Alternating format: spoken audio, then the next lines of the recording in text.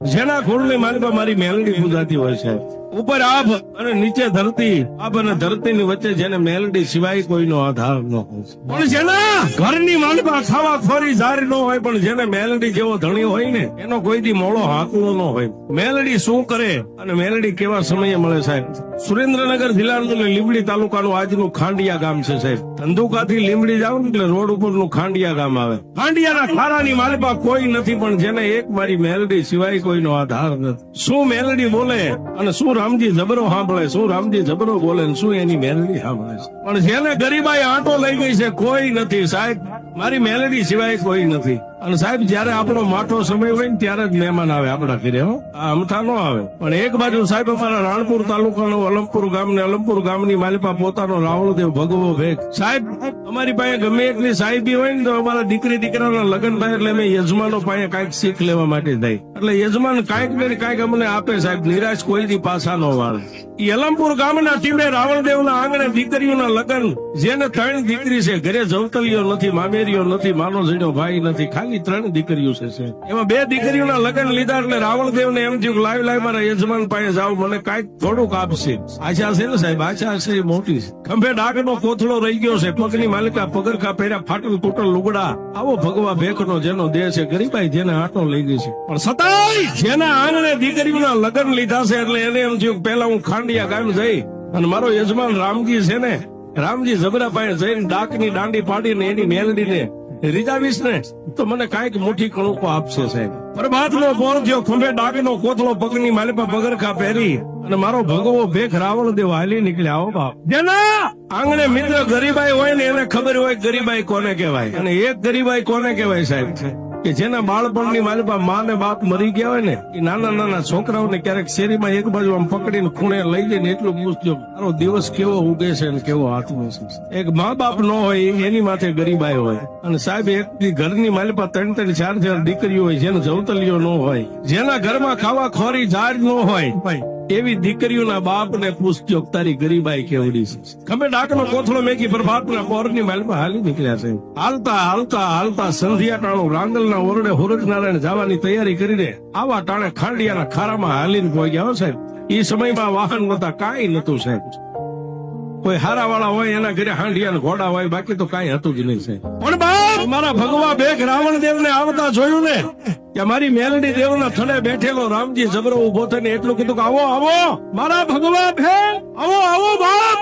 જેને ગરીબાઈ છે પણ હાકલો મોળો નથી. શું કામ? કે એની માથે મેલડી જેવો ધણી બેઠો છે. રાવણદેવને આસક નાખી દીધું. સંધ્યા ટાણે ધૂપ ને દીવા કર્યા. પણ બાપ એ ધૂપ દીવા કરી અને વાળુનો સમય થયો ને ભાઈ, જમવાનો સમય થયો. આપણી ગુજરાતી ભાષામાં એમ કે વાળું કરવા. રાવણદેવ ને એનો યજમાન રામજી જબરો બેય વાળું કરવા બેઠા.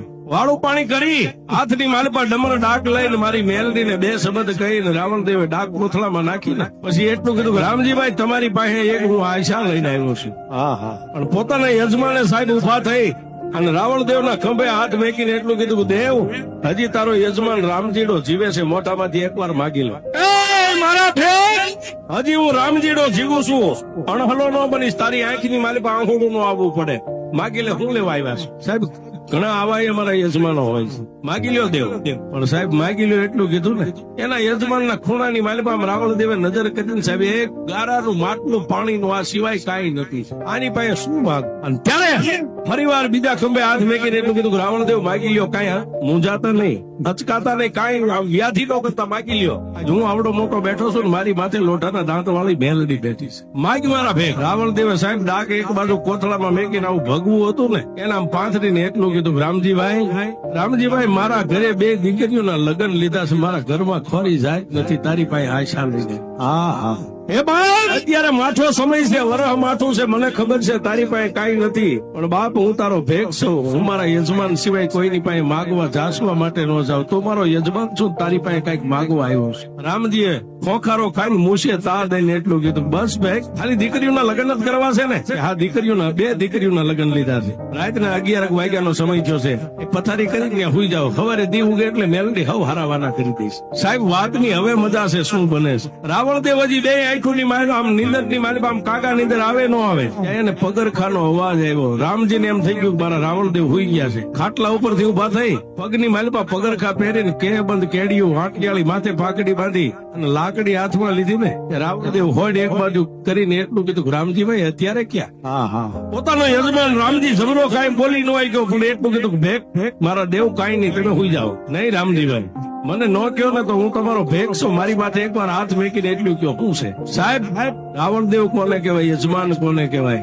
દેવ મઠમાં બેઠી હોય ને મઠમાં દેવ બેઠી એને માને ને એટલા જ રાવણદેવ ને માને. આને યજમાન કહેવાય છે. હાથ આમ લાય અને રામજી જબરાનો હાથ રાવણદેવ માથે મેકીને એટલું કીધું કે રામજીભાઈ મારા સોગન છે મારી માથે હાથ મેકીને કયો તમે ક્યાં જાવ છો? બે આંખોના ખૂણા ભીના થઈ ગયા. મરદ આપણે ટેકો દેવો માણા હાથમાંથી લાકડી પડી ગઈ. ભગવા ભેખ ને રાવણદેવ ને બે હાથ જોડીને એટલું કીધું કે દેવ ભારે કરી તમારી માથે મારો હાથ વેકાવીને મને ભાંગીને ભૂકો કરી નાખ્યો. દેવ હવે મારે તમને કહેવું પડશે કે હું ક્યાં જાઉં છું. દેવ તમે તમારું ભગવું પાથરીને એટલું કીધું હતું ને કે બે દીકરીઓના લગ્ન છે હું કઈક આશા લઈ આવ્યો છું. તમારી દીકરીઓના લગ્ન કરવા છે ને મારી પાસે કાંઈ નથી. મારા ખિસ્સા હોહરવા હાથ જાય છે.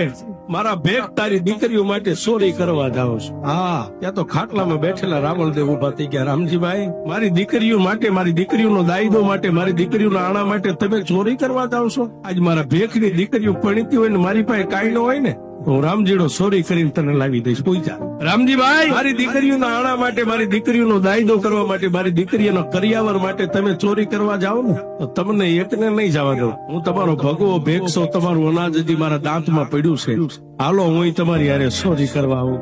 રાવણદેવ અને પોતાનો યજમાન માતાજી મેલડીનો નાનો એવો ગોખલો હતો એને 3 તાજમ ભરીને એટલું કીધું કે મારી મેલડી 5 ડગલા આગળ રહી જાય બાપ. અને સાહેબ બે ચોરી કરવા જાય પણ ટૂંકમાં વાત કરું ખાતર પાડ્યું પણ ચોરી કરતા રામજી જબરો અને પોતાનો યજમાન રાવણદેવ બે પકડાઈ ગયા. જેને કાળા ગ્રહની ધંધુકાની માલિપા કાળા ગ્રહની કેદમાં પૂરવામાં આવી. એક દિવસ એક રાત બીજો દિવસ ને બીજી રાત રાવણદેવે એટલું કીધું કે રામજીભાઈ મારી તો કાંઈ નહીં પણ રાત ને દી ખાંડિયાના ખારાની માલિપા તું મેલડી કરેશ ને તારી કમાણી એ મેલડી પાસે ખૂટી ગઈ બાપ. પણ રામજી જબરાની આંખની માલિપા બોર જેવડા આહુડા પડવા માંડ્યા ને ત્યારે રાવણદેવે ભગવું લુગડું માથે પાઘડી બાંધેલી 3 આટા ડોકમાં નાખીને એટલું કીધું કે હે મારા રામજી જબરાની મેલડી આજ ખાંડિયાના ખારાની વાલમાં જો મારો યજમાન રામજીડો તને રાત ને દી ભજન કરતો તારા અમર પિયાલા એના મોટે પીતા હોય ને મારો રામજીડો તો પૂજે છે. પણ જો મારી કાલનો દી ઉગે અને જેલમાંથી મને ને મારા રામજી